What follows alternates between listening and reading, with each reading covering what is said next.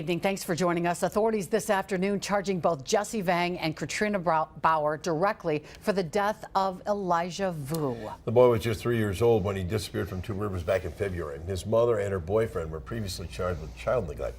Today, Vang was charged with physical abuse of a child, repeating acts causing death, obstructing an officer, and hiding a corpse, all with repeaters. Bauer now charged with chronic neglect of a child. Consequence is death, child neglect, and 2 counts of obstructing an officer. In a first alert update, Drew Best joins you now live in Two Rivers after attending today's press conference. Drew.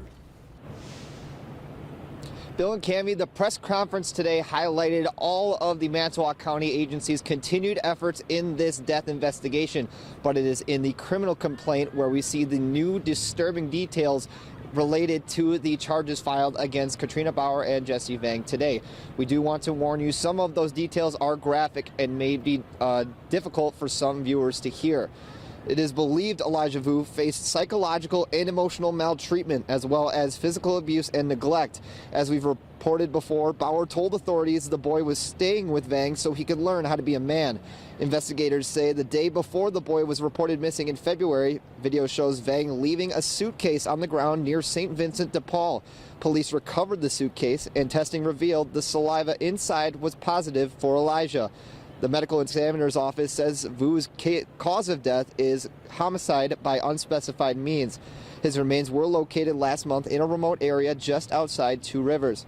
Manitowoc County's district attorney says their #1 priority is to get justice for Elijah. This has been a complex investigation involving meticulous review of hundreds of pages of police reports, video evidence, and other materials.